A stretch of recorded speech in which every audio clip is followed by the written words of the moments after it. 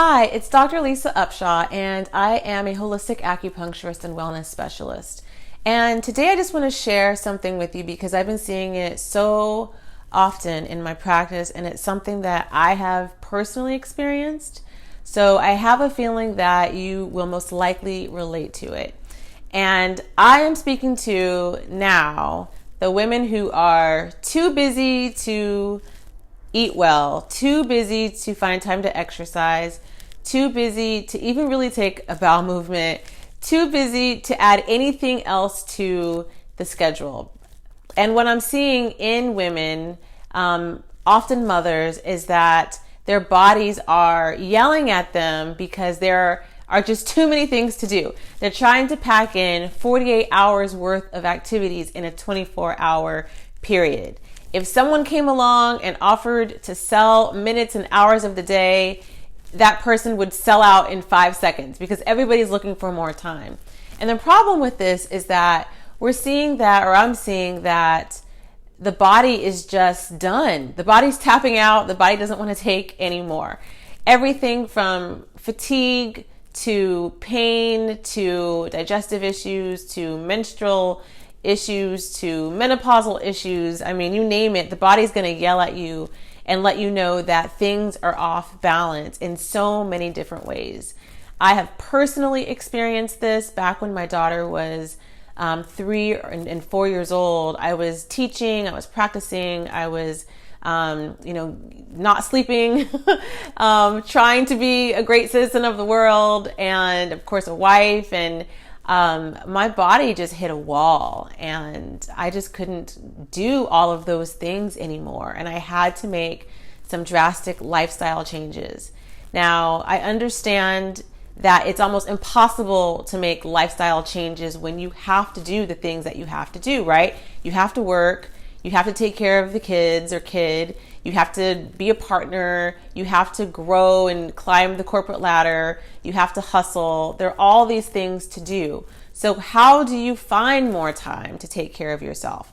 Well, I want to share with you several things that I did that I think may help you to negotiate within your day a few more minutes, maybe a half an hour, so that you realize that you actually do have a little bit more cushion, a little bit more time than you think.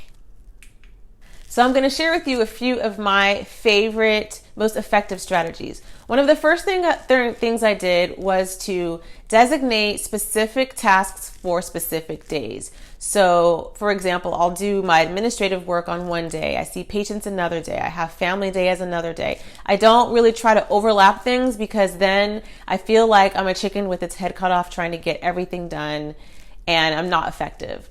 Another thing that I like to do is pre-schedule out my self-care activities. So I'm putting on the calendar and scheduling it as non-negotiable.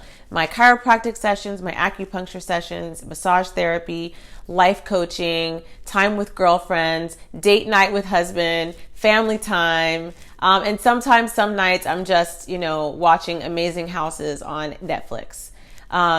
So that's two great things. Another great thing I like to do is use an actual physical hard copy of our hard book of a planner. I like to use now Danielle Laporte's daily planner. If you're not familiar with her, she's really popular for the desire map. And so you're putting down like your priorities for the day, the things you must do, your things to do list, what you're grateful for, how you're feeling at the moment, how you want to feel for the day. And I like that because it's something I can physically touch and I can transfer it to my digital calendar.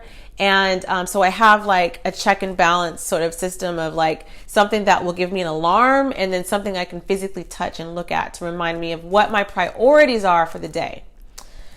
Another thing I had to do was to get really great with boundaries and saying no. Sometimes you can't take on anymore. Sometimes your body is going to collapse. You're going to find the straw that breaks the camel's back if you do one more thing. Sometimes you just have to say no, thank you. Your schedule's full. You are committed and you're really committed to yourself. And if that's what it is, then that's just what it is.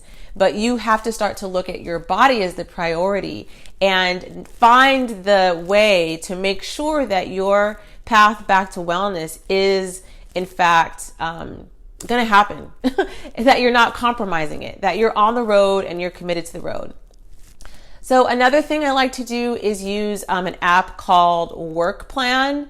There's another app called Plan, and they're apps that also help to consolidate and kind of keep a checks and balance system of the priorities and the top goals of the day. Two more things.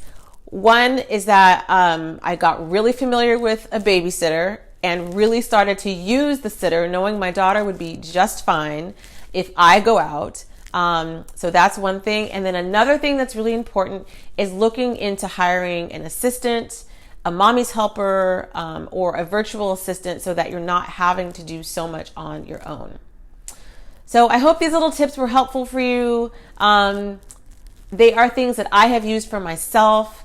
Please feel free to reach out and contact me if you have any questions or more topics that you'd like me to discuss. You can find me at www.drlisaupshaw.com.